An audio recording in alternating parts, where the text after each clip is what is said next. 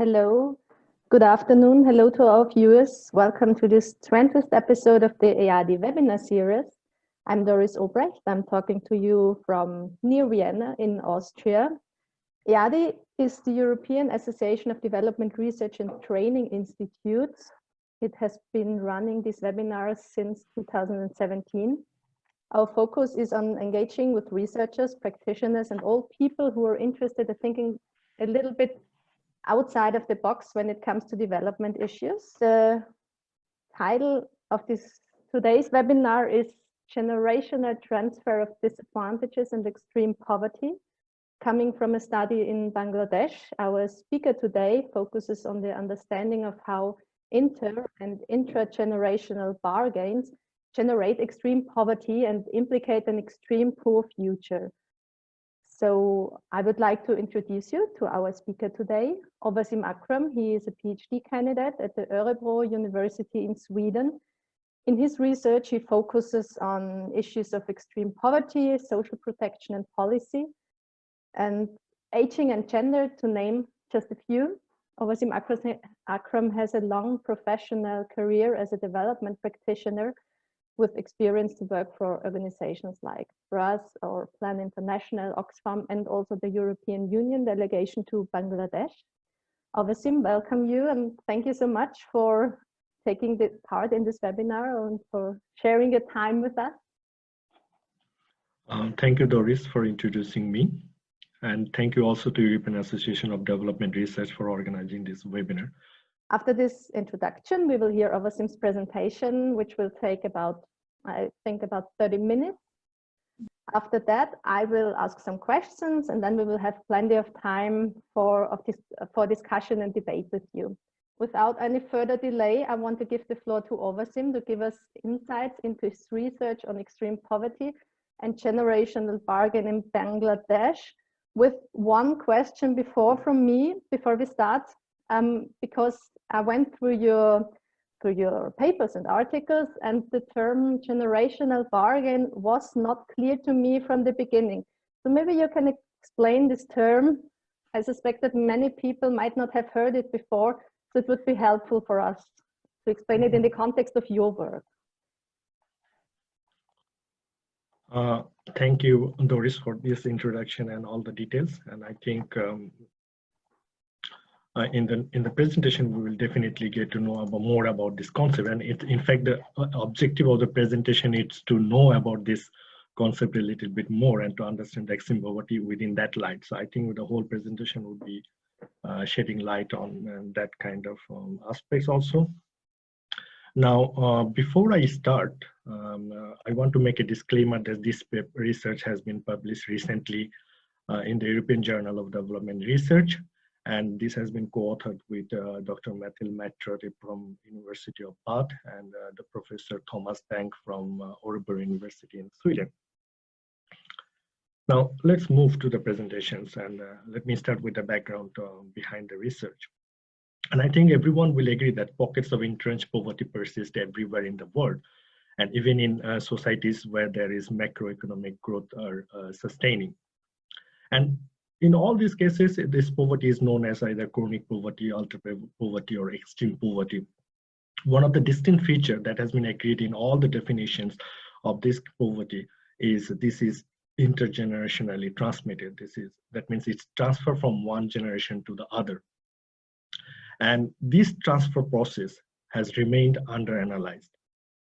Now let's come to Bangladesh. Bangladesh is a country with 170 million population, and in the last few decades, the country has really made some good progress in terms of poverty eradication, but still there are 20 million people who live below the poverty line, which is around 13% of the total population. If you see in terms of the percentage, this might really look promising, but if you look at in terms of the absolute count, this is really huge. The 20 million people are living below the poverty line, and this number will definitely, in terms of absolute number, will increase in the future. This is because the progress rate has been slowed or stagnated at one point.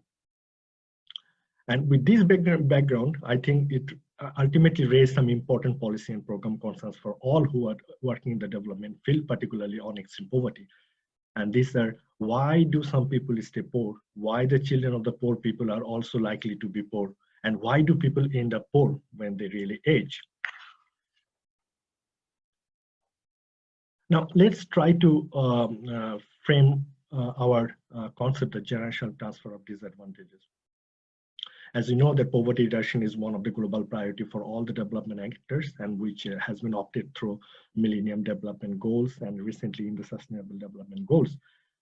What happened is, whatever we have understood about this intergenerational concept of poverty is mostly understood from the finance-centric understanding of the poverty, like income, expenditure, consumption, this kind of thing. And there are a lot of critics and critics that has come forward accusing that this kind of understanding is really flawed, misleading, superfluous, and easily manipulated. Now, even if we agree that economic well-being is really an important factor to distinguish between those who are poor and who are not, can economic well-being still be measured by simply those kind of indicators? And ultimately, we have seen there are increasing focus on the sophisticated poverty estimation techniques and other things. And that in doing this, they are really neglecting the lived experience of the poverty. And ultimately, what happens, it leads to a failure to differentiate outcomes and manifestation of poverty from its causes. And here comes the alternative approaches to understand poverty.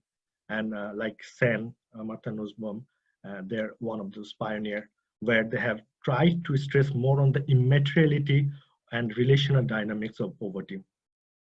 And moving away from this materialistic position, Sen and others, they are really trying to focus on the entitlement issue, the concept of freedom, the capabilities functioning, and so on. And they have put these issues in the center of the poverty analysis. In their understanding, what we have come to know that poverty is composed of social relations enabled by a set of entitlements contingent on social and cultural configurations. And in this sense, poverty really needs to be understood within a political economic context. Now, this also necessitates the analysis of the dynamic interaction between the systemic and the idiosyncratic risks. This is because the extreme poor are really highly vulnerable to systemic and the relational poverty, as mentioned by some scholars. And these risks should be understood in the light of previous experiences and the process of exploitation and exclusion that are specific to these households, which are two compatible phenomena. And from 2000, we have seen that there are growing interest among the scholars to understand how poverty is really reproduced from one generation to the next, exploring from the lived experience of the poverty, as we have seen from the work of the Chronic Poverty Research Center and some other organizations. And what we have come to know from this research, that this transfer occurs within the boundaries of the households during the parent's life cycle, through accumulation of a set of exposures to opportunities, constraints, and disadvantages, which are then inherited by the child of the family. Although part of this process can be said conscious and intentional, but largely it remained less detectable and deliberate. Therefore, intergenerational poverty is not only representing an outcome, which is child poverty, but also represents a cause, the oldest poverty ultimately. And these bargains can be associated with the transmission of disadvantages, liabilities, and inequalities between generations, which take place through the transfer of assets, skills, education, or health-related disadvantages. And this is also true that many of the scholars are saying that the intergenerational influence is really very strong on human lives, that it, particularly in the extreme poor lives, that it creates an intergenerational cycle of growth failure or consistent growth failure, as mentioned by some of the scholars. And this process is really very complex, dynamic, and often reciprocal, which really deserves special attention to understand extreme poverty better and to tackle with this thing. Let's move to the methodology, the way we have done this research. So we have analyzed actually a qualitative longitudinal data set. which emerged as part of a extreme poverty graduation program in Bangladesh, which was named SHIRI. It extends to stimulating households improvements resulting in economic empowerment. It was aiming to graduate 1 million extreme poor out of the extreme poverty, and it was funded by the UK8, Swiss Development Corporation, and the government of Bangladesh. And there was this research component, which was mentored by the University of Bath. And under this research component, we have followed 72 households over a 5-year period. The number of follow-ups visits for these households, because there were 2 cohorts that have been recruited in 2 different time periods. And we have used 2 different tools to track those households. One was the baseline life history, and the other one is the reflection on intervention. For this research, we have analyzed only the life histories, not the reflection on the intervention. So this has to be clarified. And the life histories contained a detailed narrative of the crucial life event that happened in the lives of the extreme poor that we have considered for this study. It started from the child until the day of the interview of the first interview.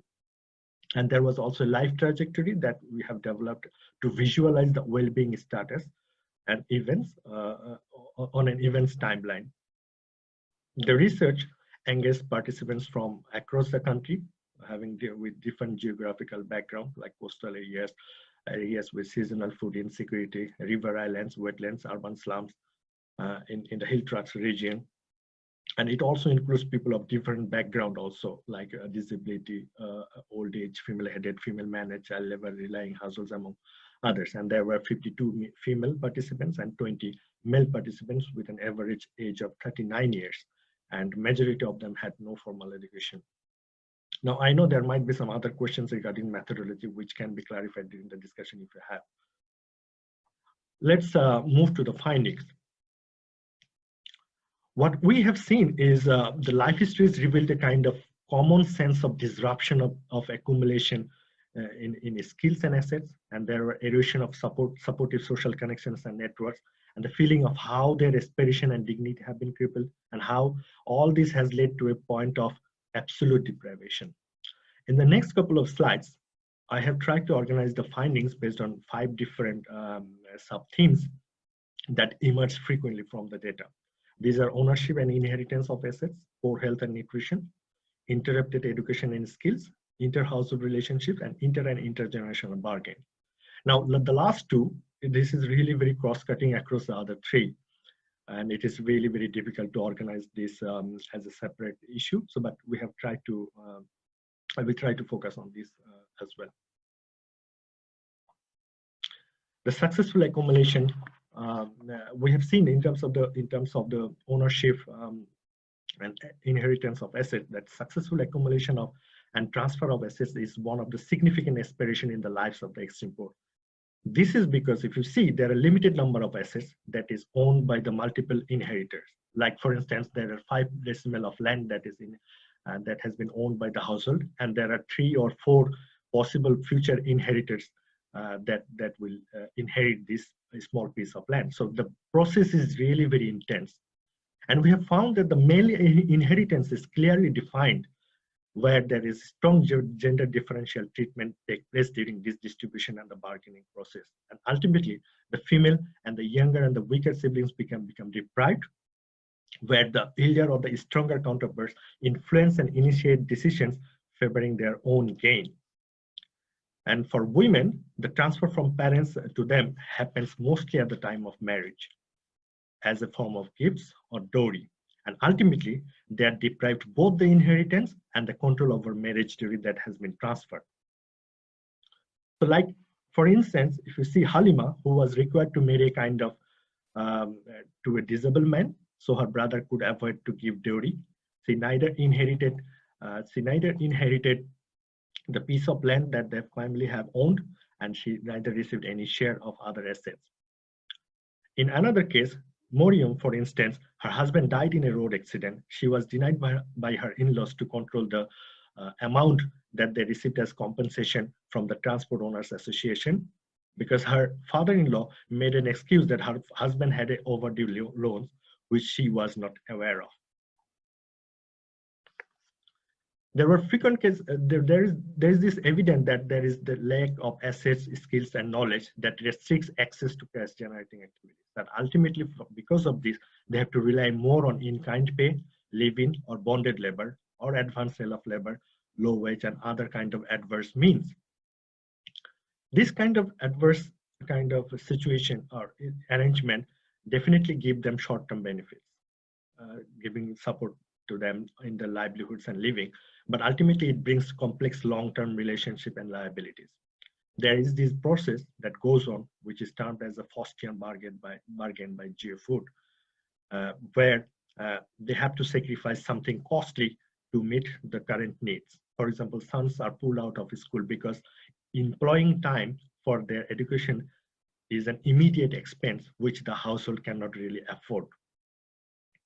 Now, using children as an instrument for livelihood is a kind of indicator of a severe forms of destitution. What happens here that perhaps they place the value of the women, girls, and children's future well-being below the value of their immediate well-being. And ultimately, in female-dependent households, children found to be more disadvantaged position. But interestingly, in Chittagong Hill Trust, which is one of the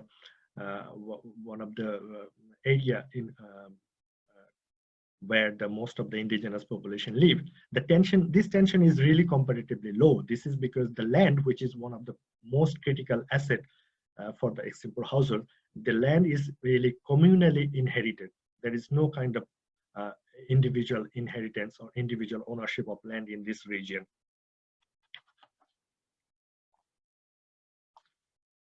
In terms of poor health and nutrition, it is quite evident that health-related disadvantages transmit from one generation to the next.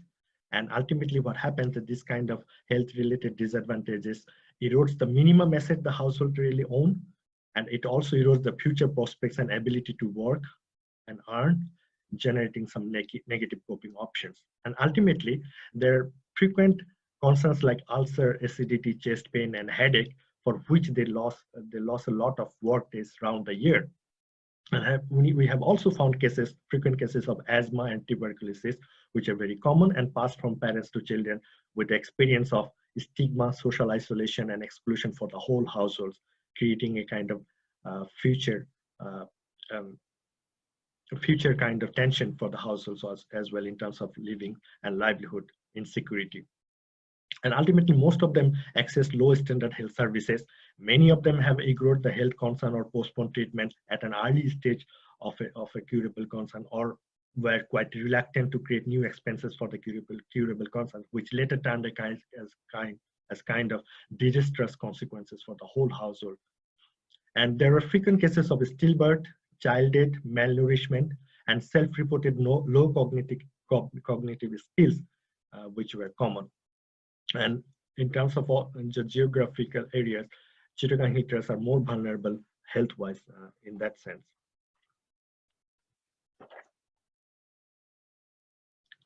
In terms of the education and skills, what we have found that the formal education is perceived to bring not really much short-term incentive for the households, and children enrolling in school dependent on parents' background or perception about education. So ultimately, what happened that financial capacity is not really the sole reason for school enrollment or dropout from school. Like for instance, in Bidhan's case, he was really never encouraged to go to school. His father was a barber, and he believed that a barber's son needed no education. Ultimately, he was forced to engage to learn the barber job as an assistant from when he was 10 years old. And this is quite a norm that is believed to be more beneficial for the entire family. On the other hand, for girls' education, it is determined by a specific set of factors. Like, for instance, because early marriage requires a really less dowry, and the dowry is not really affordable for the household. So there are different kind of factors that are impacting. And also for many girls, only ability to read holy books or ability to cook or to do household chores are really enough for them to learn. But the data that is there, it is also showing that even little level of education can facilitate supportive social networks and benefiting the entire households. Like for instance, Abida, who has got a little education of grade 5, she has got the strength to fight the adverse situation. She has avoided all the multiple abusive relationships on her own. She took the challenge to work outside the home and continue the children's schooling and to live for her children with courage and confidence. Access to social safety nets and social protection schemes, like conditional schemes like cash for schooling or this kind of thing, it often incentivizes parents to keep children enrolled in the school, particularly the girl child.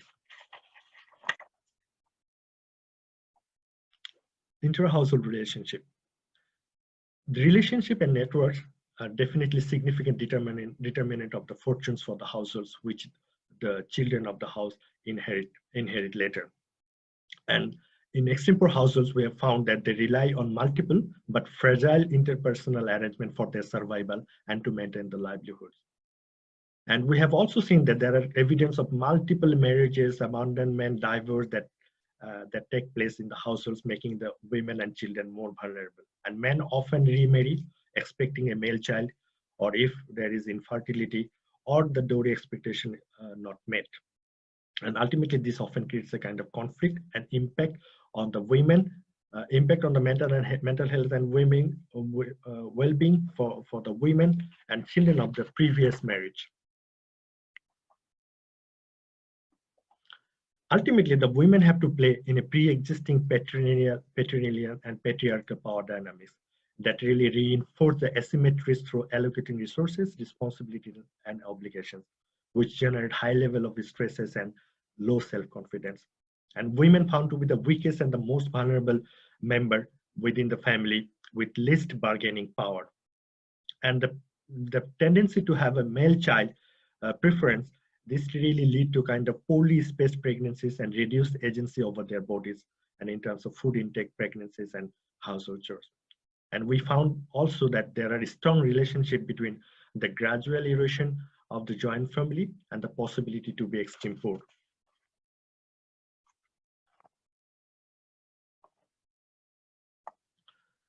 In a large extreme poor family, like most other, we have found that both the inter and intergenerational bargains can be intense. It can be a great source of anxiety, stress, and conflict also. In this bargaining, the relationship breaks, erode, reform, or revive through different kind of trade-offs towards an individual search for security. So ultimately, the senior and the most powerful and the knowledgeable in terms of education networks and skills, they really try to pursue their interest by abusing the younger and the most vulnerable. For instance, in case of Mintu, when he was 13, when his father died, and ultimately his elder brother sell all the lands of the family and hide himself and keep the money to him. So Mintu at that period was really very young, that he could not really understand what was happening, and he was left alone with his disabled mother, surviving through child laboring. With all these findings and this information, I mean, let's come to conclude the research.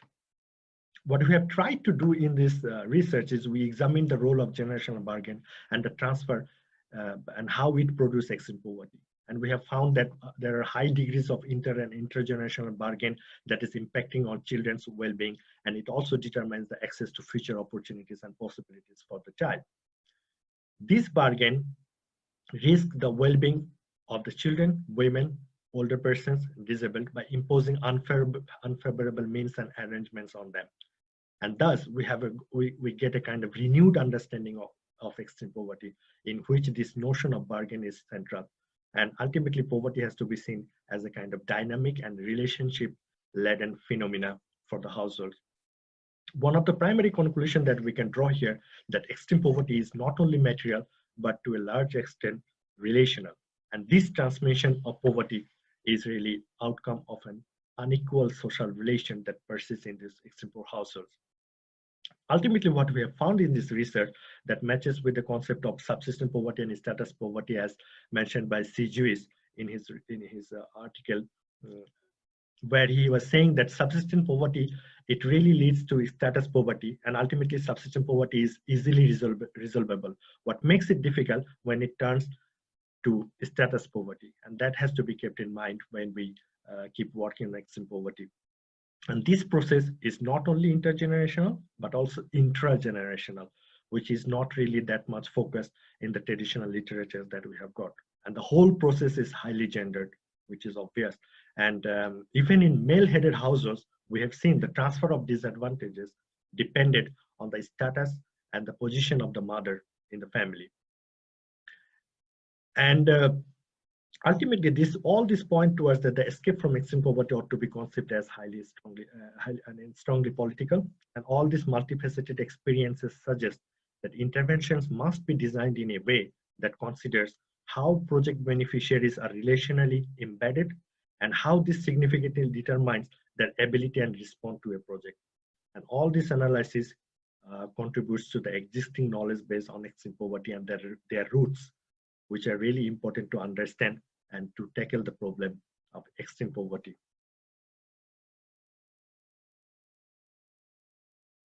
Thank you.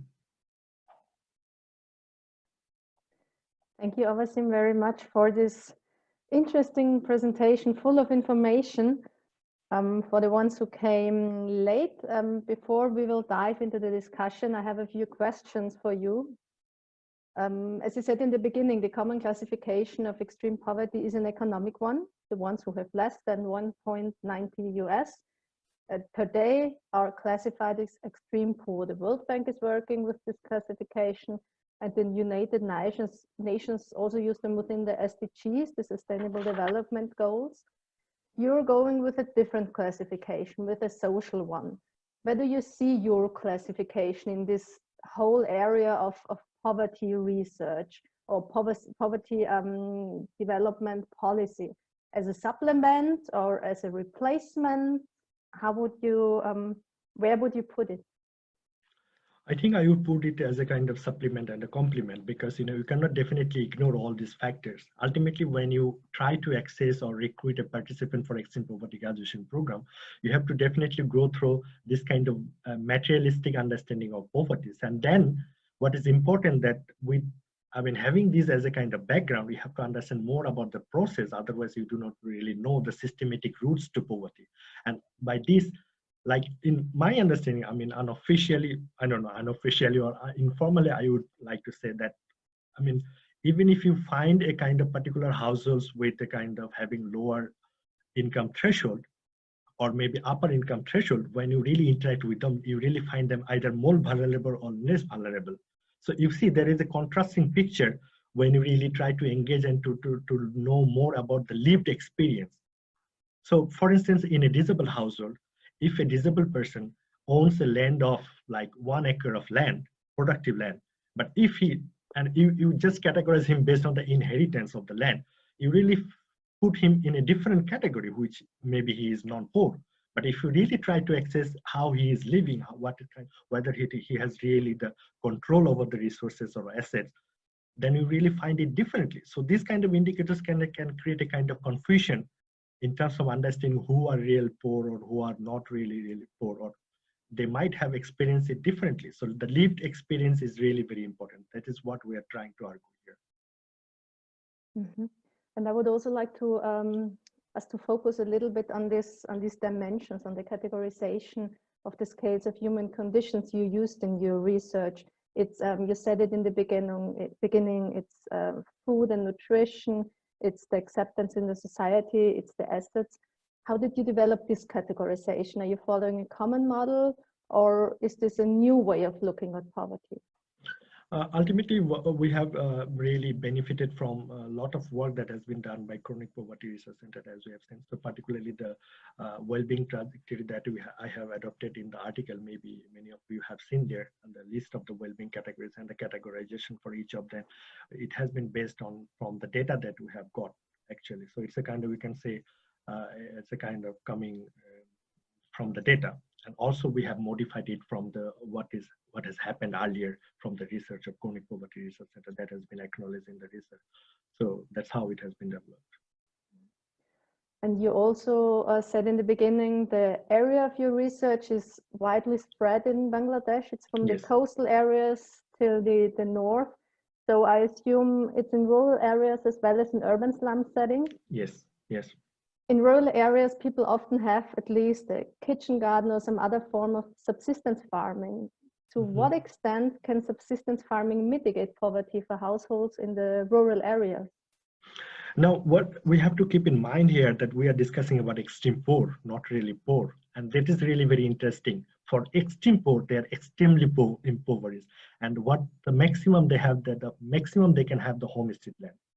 And that's all. So they do not, many of them, I think most of them doesn't really have that pleasure of having this homestead gardening and this kind of thing. So this is what also is important to know, how it has been categorized from this poor to non-poor to extreme poor. This is also very important. So I think that this is not a case there. So would you say there are significant differences between rural and urban extreme poverty according to your indicators? There are definitely, because we are not exploring here urban poverty, definitely. Even if we have 10 urban participants there, but mostly because we have adopted these life histories to really generate these findings and research. And even if we're trying to know from them their experiences, they are actually reflecting their rural experiences, if you see, because they are not really permanently based in the urban area. And we have said that we are making the research from the life histories tool, not from the reflection on the intervention. So most of the experiences that have been shared by the urban participants, these are also based on the rural experiences also. But definitely the people who are doing research on extreme poverty in urban areas, I trust that there is a huge difference between these two phenomena. According to the SDG 1, the gap between the wealthy, the rich populations and the poor populations of the world, they becomes ever larger. Which findings of your research or your methodological parts or outcome can be easily used for poverty research in countries besides Bangladesh? Do you have any recommendations here? Or is this so individual for Bangladesh? I think it has to be contextual, because the extreme poverty in countries like America cannot be similar like in Bangladesh, although there is extreme poverty in all the countries in different forms and different standard. So it has to be definitely inside. But the roots that we have shown here, it definitely has something to do for all societies. It is definitely because ultimately we are splitting from families, or we are gaining or inheriting something from the families. So these roots can and this kind of can indicate how it can be contextualized within a certain country context. Okay, before I go on with my questions, I have still a few more. I will give our audience the possibility to ask questions as well. You can ask them via voice. You can switch on your microphone if you want. You can type them in the chat room. If you haven't switched it on, it's on the bottom of your screen. There, the symbol for chat. Then you can type it. You can also switch on your camera if you want to be seen during your comments. Are there any questions or comments?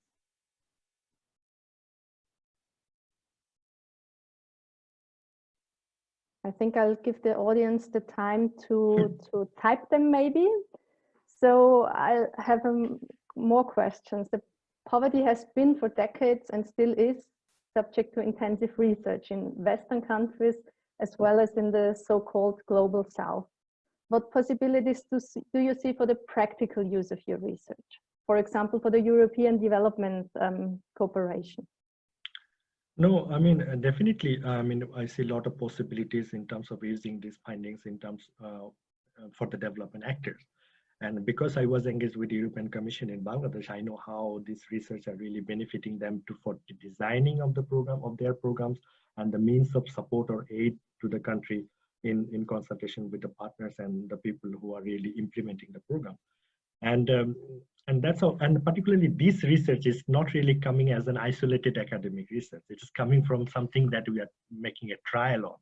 So it's a kind of trial and error process, and that's how we learn. And through this research, we have really, it's just one piece, but within the CIRI research program, we have done a lot of researches that are really bringing important dimensions and really lessons and learning to really modify programs that can really benefit the extreme poverty more, and ultimately the problems can be addressed. And ultimately, the DFID and other development partners like European Union and other, they are taking benefit of this kind of research and reshaping their ideas of the extreme poverty for their program. Yeah. Mama Nisufu, do you have a question? You wrote in the chat, hi, nice to have you here. If you have a question, you can switch on your microphone if you want, or you can type it.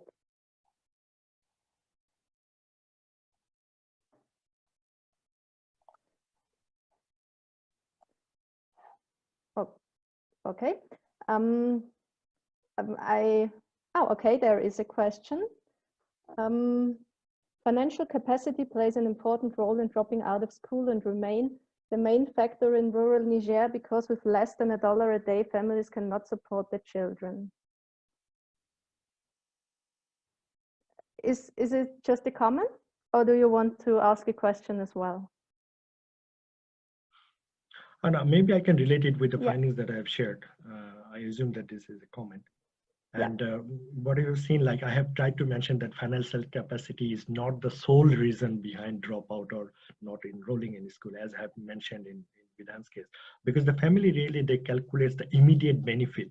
And ultimately in my paper, because we cannot really share everything that we have said in the paper, so ultimately the family calculates that what happens, who are educated within the community, because ultimately in a society where there is high level of corruption, where there is high level of competition, ultimately the people from those kind of background who are educated, they cannot really do much out of their education.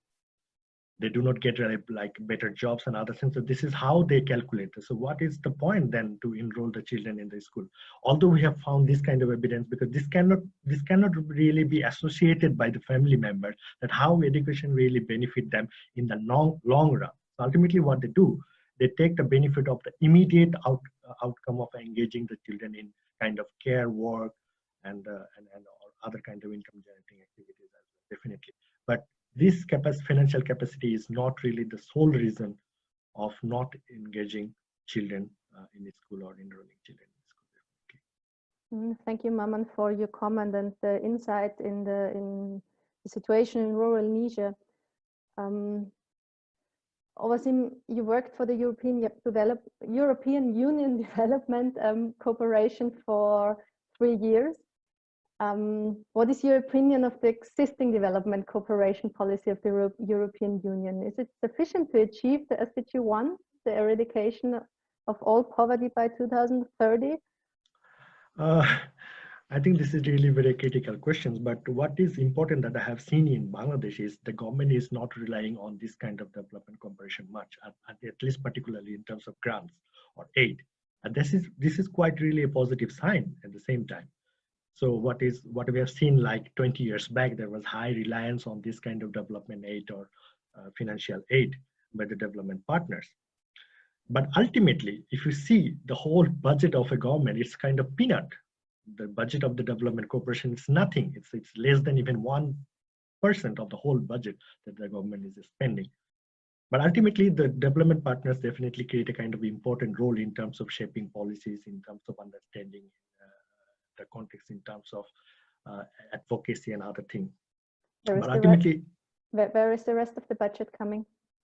It's coming from either it's coming from mostly from the taxpayers' money. It's coming from maybe as a loan. They prefer loan rather than in grants, which is also good in a sense.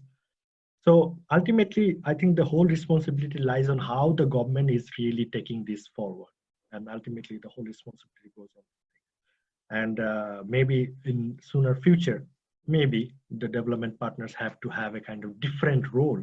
I have seen a kind of very important shift in Bangladesh, that the governments, the donor development partners are really moving to support to the treasury rather than through kind of different kind of NGOs or international NGOs or other development partners to work from a different angle. So this is also a kind of shift that earlier, like we have seen the 20 years back or even 10 years back, we have seen there were growing reliance on the NGOs to use this money from the development partners. So this is shifting. We have another question. Oh, we have another 2 questions. The first one from Sofia Alexopoulou. I would have asked that one as well. Based on your research, what is the best way to break this vicious circle of inter and intragenerational dimension of extreme poverty? If you were a policymaker in your country, what would you do in order to address the problem of extreme poverty? In this research, I definitely would say that we are not pointing out all the solutions here. But one lesson that we can draw from the head that we should have a kind of intergenerational approach in terms of tackling poverty, which is not really yet evident in different programs that so far I have seen. So this kind of intergenerational approach should be there when we plan any kind of development program. This is one of the crucial learning that we have got from this research, at least for the time being. Sophia, is the question answered for you? If not, you can go on. Yes, it is answered. Hi. Thank you so much for the presentation. It was really interesting to hear you all this time. Thank you. Thank you. Nice to see you. Hi, Sophia. And we have another question from Timo Seppele. Thank you very for an excellent presentation. What do you think are the main impacts of the current pandemic on poverty in Bangladesh, especially from the perspective of the urban poor? For example, in what ways will the pandemic widen the already existing forms of inequality? No, this is really very critical. In this kind of emergency situation, I have not have any experience how does it work in kind of humanitarian situations. But I'm trying to explore how does it impact from, reading the newspaper articles and other commentaries that we have now on. But definitely what I have come to know from my non-empirical perspective, I would say, it's not about the pandemic of the virus, it's about pandemic of hunger and food insecurity and livelihood insecurity. Because in that sense, the government, any kind of government has to play a kind of sensitive role that what kind of policies they should have taken. Because ultimately, with this lockdown that is currently going on in Bangladesh, I think more than 20 million people are running the risk to become a new kind of extreme poor. So how the country would really bear the consequences for the future, that is also important to think. So in this kind of situation, I think the government should have a kind of proper analysis of the situations, proper analysis of what options gives really optimal outcome, or if we decide different options, whether it is option B or option A or option C. So this has to be researched definitely. Because this was a kind of sudden issue, the government was not prepared, the whole world was not prepared to be. And I think this also generates some extra lessons for all the countries to tackle poverty as well as this kind of pandemic. This is yet to see. Tina, I hope your question is answered. Are there any other questions or comments? Okay, then I would like to set the focus a little bit. Again, you had it in your presentation that the feminization of poverty and the gender issue is a very, very big one. It is already in the discourse also since 30 to 40 years, this feminization of poverty. What is the background in Bangladesh for that? You said it a little bit, maybe also you can focus a little bit on the men who are leaving home, on the migration workers, on this. Was this an issue in your research? Would you please reframe the questions to understand me better? Can you point out or reframe this gender aspect in the in poverty in Bangladesh, and also the relation between men and women, husband and wife, and that the impact from that on the poverty situation? I think this gender issue was there across all the countries in the world. And there is this feminization of poverty, and this is quite evident in our research as well. But definitely the norms and the practices are being changed. It is being continuously changed. It depends on different kind of policies as well. The government is taking, it depends on the growing modernizations and the industrialization. We have seen this, the growth of garments industries in Bangladesh, where the 90% of them are workers from the rural areas, and they are women. So this is definitely changing, but it depends on, I don't know whether it would be everlasting debate on this feminization of poverty. But even within this development, there are different trends are taking place to where, which is making the women more vulnerable and to be more insecure in their lives. But this is, I mean, we know a lot about this feminization of poverty, definitely, and we still keep researching on this issue because this is a change. There is a changing trends, and within this changing trend, there are other dimensions that are taking place. But it depends on definitely how policies and how the development partners and the government is really trying to tackle this. I don't know whether I answered your questions. I really found it really very broad. We have another comment. Yeah, we have another comment. I will, Angel, I hope you excuse me that I'll take another one first, reshaping the moderator question. What about the marriage market, norms and rules and their impact on poverty?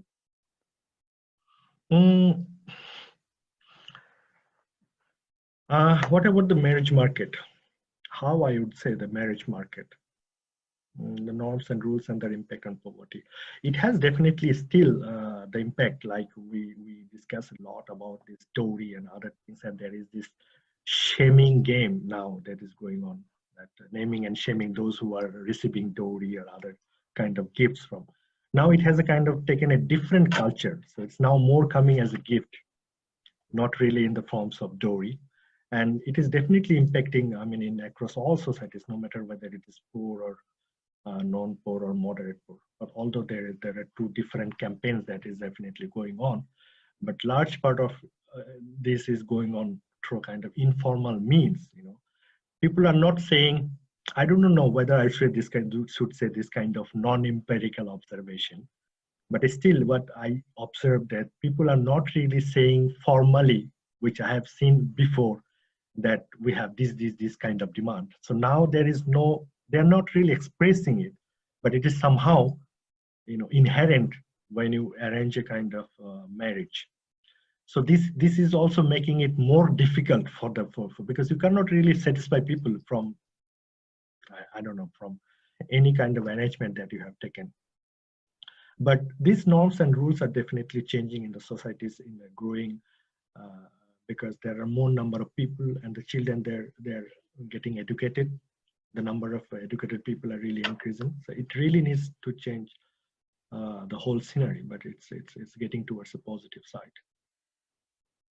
And there is another question. Thanks for waiting, Angel. As you mentioned before, I think it's better the loan than the grant when it comes to to budget development from Europe, for instance. Can you be more specific about that? I'm always struggling to understand the differences between these two actions. And now this really requires a lot of time. So what I mean, in summary, what I was saying, that because grants is coming, who provides grants, or you can say kind of for a state level charity, I would say. So the one particular donor or development partner is offering as a kind of charity, which is definitely more in dignified way of dealing with it. So ultimately, there is these financial partners like World Bank, Asian Development Bank, and others, and some other governments who has this loan facility. So even if they need it, they can definitely have this through this means, because ultimately you have to pay it back with some forms of interest and other things. But maybe in terms of having this, there are definitely other factors, but in terms of this dignity, where this kind of charity or grant is really less, it's perceived to be less worth to have it from development partners. Is your question answered, Angel? Another question from me. There's one adoption in the Western world that poor people live more in the present from day to day, and therefore they cannot plan ahead for the future. Is this a Western prejudice, or is this something you also recognized in your research?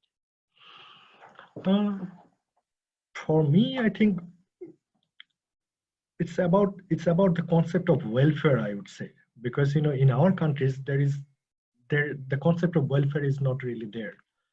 Like in this pandemic, there is no formal security for those people. It's not even for the middle class people. And many of the middle class are really turning to a kind of poor or kind of extreme poor after this pandemic, because they are losing their jobs and there is no formal protection from the state level. And if you see about the pension system, like particularly for the older person who are one of the most vulnerable that I'm trying to explore during this pandemic, is who are the pension owners? They're mostly the public employees, which are only 3%. So that means 97% people are not really having any kind of pension. There is this old age allowance, which is really nothing. And these are only transferred to a certain group of people, or maybe a very smaller portion. So ultimately, it's about how welfare is perceived within a system, and that is really very important. I would not really try to bring this debate as Western or non-Western. So for me, like ultimately, for the welfare of the whole nation, it lies on the responsibility of the government, how they really perceive the welfare of the people, or human dignity, or human rights of the people. Thank you. Are there other questions or comments? Then I'll have a last one, and I'm known for my critical questions. Just a second, please. Miriam wants to ask. Yeah, we're waiting for you. Ovasin, can you hear him? It's breaking. The sound is breaking, I think. Yeah, now you're gone. I'm sorry. Okay, then I'll ask Miriam's question first. You showed the importance of bargaining and household relations in the intergenerational transmission of extreme poverty. Do you think those findings can be generalized to the transmission of socioeconomic status in general in Bangladesh? Example given are similar processes at work when you would look at the moderate poor, or when you study the lower earning non-poor?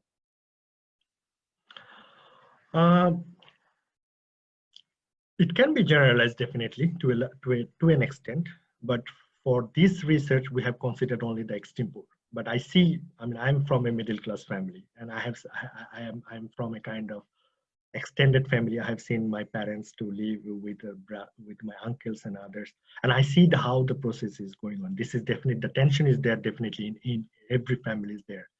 But what is specific about this research, that this tension is even more intense in the extreme poor family, because as I have said, there are limited resources. Because if you see the example there, that 5 decimal land, it has to be shared to 3 persons or 3 future inheritors, compared to kind of a person in middle class family who have 3 acres land, maybe shared to 2 persons.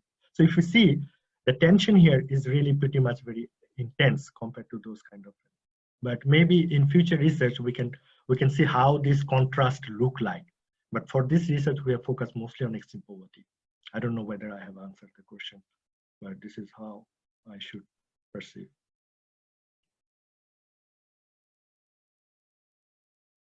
Okay, great. The person who wanted to ask a question before, maybe you want to try it again? Okay, then I'll go first. As you just said, you're from a middle-class family from Bangladesh. You're living now in Europe for quite a while now, in Sweden, which is a rather rich country also for Europe. How do you see the poverty discussion in the Western world? Is it a luxury problem in a comparatively rich society, or is it sufficiently serious, maybe even comparable to the situation in Bangladesh? You mean the situation of poverty in Sweden? Or in Europe as in general? Oh, okay.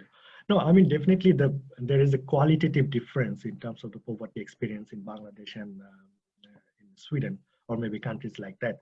I always discuss with my colleagues that here you really try to improve your situation, but there we survive for food.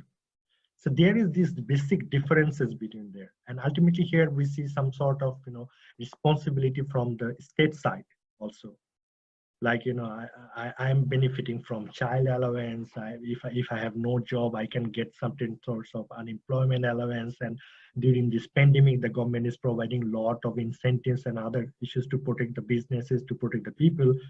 But there we are also doing there, but it's nothing compared to the need, and particularly a population in a country where the population size of 170 million, compared to a country where there is 10 million or a little bit more than 10 million. You can see there is a huge difference between the means, and there are a lot of challenges that is there between these two countries. There is definitely this qualitative difference that is visible.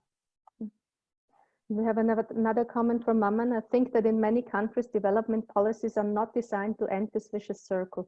For example, instead of investing in agriculture, we prefer to distribute cereals to people. This plunges the poor into extreme poverty. You want to answer to that? Not really. This is again a comment. And this is definitely, it means a lot how development policies are really meant to, and how the people who really need it most are being reached. So this is really very important question. So ultimately that's why, our research always targets to reach the policies, how the policies can be better informed with more evidence and more arguments and more rational. And this kind of research definitely contributes in that sense. So miles to go. Absolutely. Not only miles, are there more questions to go?